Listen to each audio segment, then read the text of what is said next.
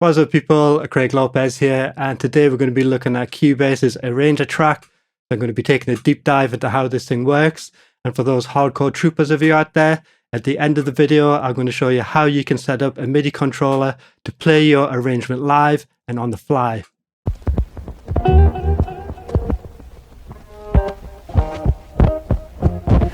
So for all the subscribers and regular viewers, this is part 3 in my series on how to make a new disco style track from start to finish.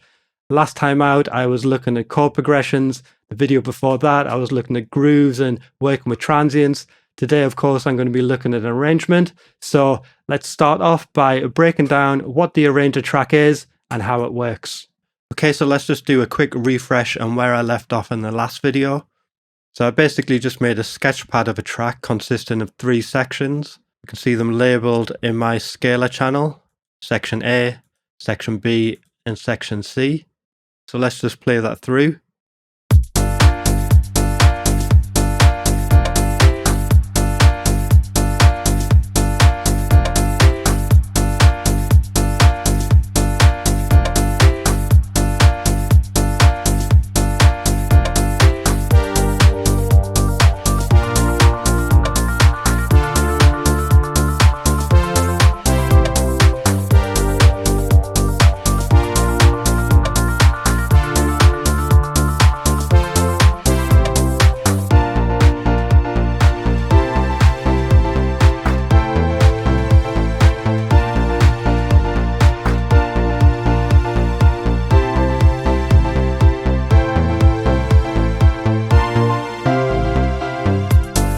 And today I want to create an arrangement out of this sketchpad of ideas. Now I could of course start copying and pasting things across. And even though that is of course a viable way of working, it will be a little bit finicky just because of the way that I've laid out my ideas. So let's undo that. And let's have a look at Cubase's Arranger Track. So to create an Arranger Track, it's going to right click and select it from the drop down menu. And you can see we now have a new blank space in the inspector panel and obviously a new Arranger Track. So I'm going to right click, select my draw tool and just draw in 3 new sections for my A, B and C sections. We can relabel these if we want by selecting them and just typing in some new names up here. And we can also give them different colors so we can more clearly see what is going on. And in the inspector panel under Arranger events, you can see it has been populated with what we've drawn in the track. We have these little playheads here, so we can just click on them to go directly to that part of the arrangement. And how each section will be played is determined by the jump mode. So by default, jump mode is set to end, which means if I press the play button on section C and follow it by pressing the play button on section B, it will play section C right through to the end before it jumps to section B.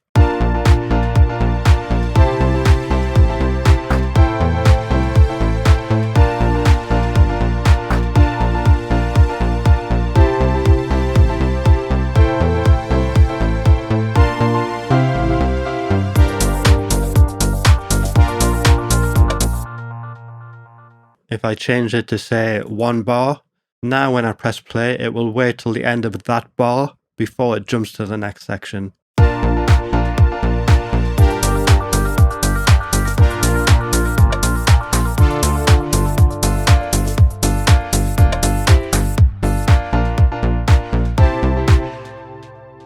So in the top half of the inspector, this is where we create our arrangement. So to do that, I just double click on a section and you can see it now appears up here. So let's say I wanted to go from section A to section B, back to section A, and then to B and C. I just double click them, and just to save time, I'm just going to shorten these sections so we can hear that in action.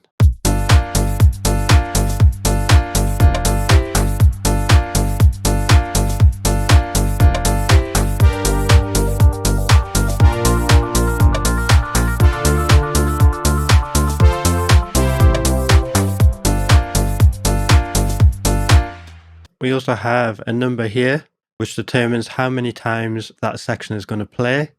So let's say I wanted section B to play through twice. Double click and put that in, and then press play again.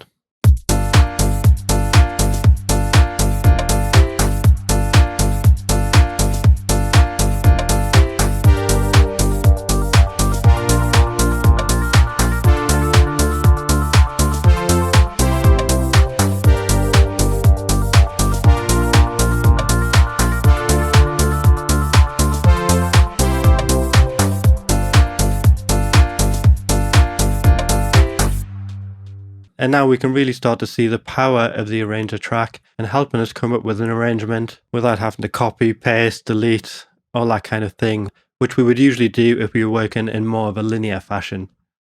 Now if we click on the E button, you can see that we have a more detailed view of what's going on. We can activate and deactivate the Arranger track. So if I deactivate it, it will just play my arrangement as it was before I added the Arranger track. We can skip between sections using these buttons here. We can rename the chains.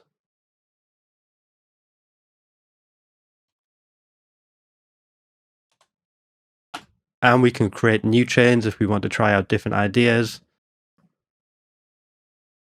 Duplicate chains. And delete. And once we have an arrangement that we're happy with, we can flatten it, which I will get onto later. On the right hand side here, we have our Arranger events, which is the same as this. And on the left side, we just have a little bit more of a visual representation of what's going on with these counters. And it also tells you how many seconds each section will last for, as well as how many seconds into the track each new arrangement event will happen. We also have some different modes. So by default, it's set to normal. If I put it to repeat forever, this section will repeat forever, which can come in handy if we're trying to fine-tune a certain section.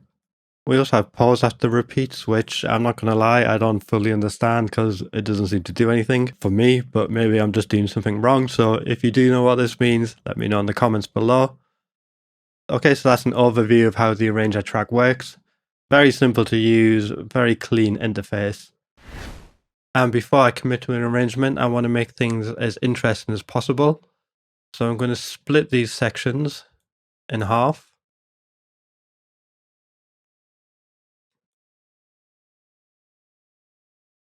And let's label these A1, A2, B1 and B2, and C1 and C2. Give these some colors. Now I do like how things flow from A to B to C, but not so keen on how things switch from B to A. So I'm just going to try playing about with going from B2 to A2. Let's have a listen to that for now.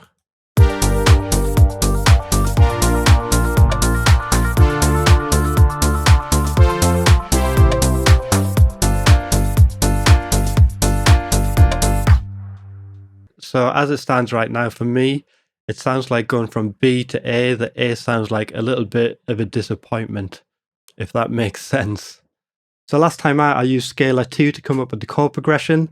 Since then, Scalar has updated to version 2.5, so I'm going to look at a new feature in that. Now, if you don't have Scalar and you would like to try it, check out my link in the description below. It is an affiliate link, so if you do want to help out the channel, that would be a good way to do it. I've also got a Patreon page if anyone's interested. So with the Patreon, I can give you feedback on your tracks. I'm going to do one-to-one lessons, or if you just want to support and get your name on the video, you can go ahead and do that. Again, link in the description below. So let me take these out for now. And I'm just going to mute these scalar parts and take my diva input from the scalar.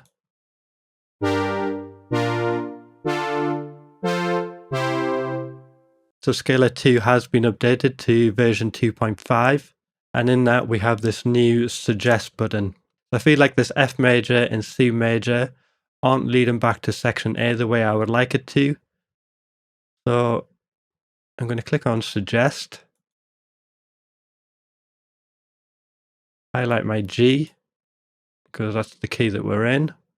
So now it's suggesting all these chords that will play nice with G minor. The ones that are in blue are in our current scale of G. The ones that are grey are chords that are borrowed from other scales. And this is under the tonal section. Now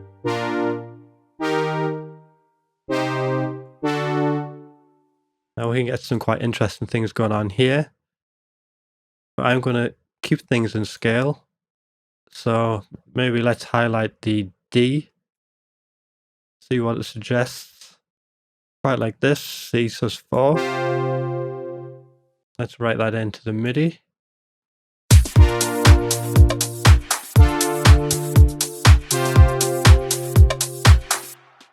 Let's go back to our arranger. See what that sounds like.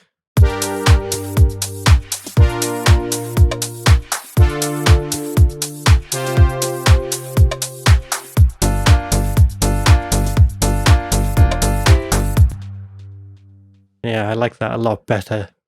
So I don't know much about music theory, but I do know that sus chords kind of create this mystery, and that works nice going back into our A section, because our A section doesn't actually land on our root chord. So having a sus chord, this kind of mystery chord, means that we don't necessarily want to resolve back onto our G minor chord. So that's why I think, anyway, that works quite nice.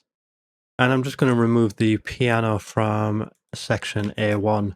And in my C1 and C2 section, the chords are actually already different between C1 and C2. So even though I have 3 sections, A, B, and C, I now have variations within each section.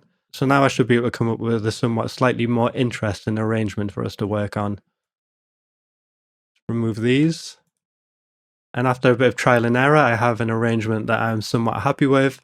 So now I can flatten, but before I do that, I'm going to go into the options. We can create a new project with the flatten chain, and we have some options to keep the arranger track or rename arranger events, so on and so forth, but I'm just going to keep everything the way it is for now. Go to flatten chain.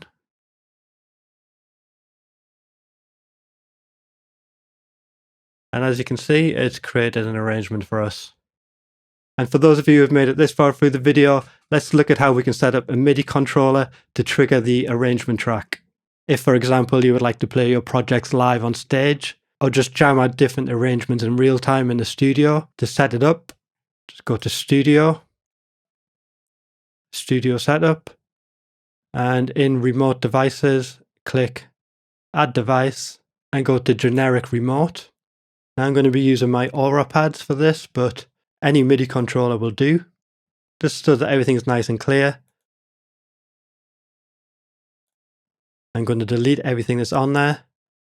I'm going to click Add and Learn, and I'm going to hit my first pad, give it a name, and in the bottom section, I'm going to select that pad. Under Device, I'm going to click Command. Under Channel Category, I'm going to go to Arranger, and in the Value Action, Trigger Arranger Event 1. And then I'm just going to repeat that process for all 16 pads, and just making sure I have the corresponding Trigger Arranger event lined up with each correct pad. And in the top section under Flags, set them all to Receive. And it might be worth noting that I'm able to set up different presets on my actual controller. So this preset here, I have this pad set to C-2, outputted on channel 16. So there won't be any real chance that I'm trying to trigger a MIDI note and accidentally hitting my arranger track.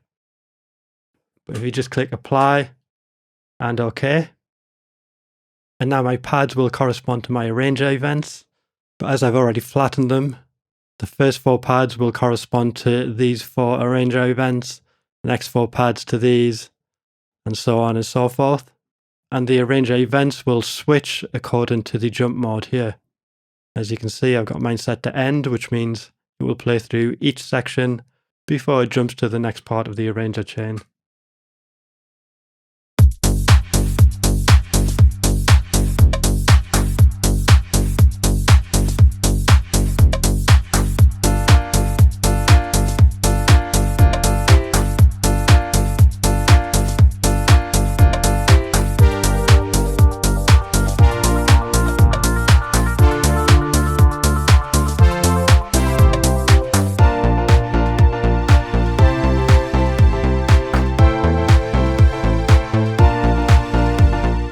Okay, so that's it for now. Hope you found it useful or you learned something new. If you did, hit that like, subscribe, notification bell, keep up to date on all things tutorialism. But anyway, that's it for now. I've been Craig Lopez. This has been Tutorialism. Now go make some music. Peace.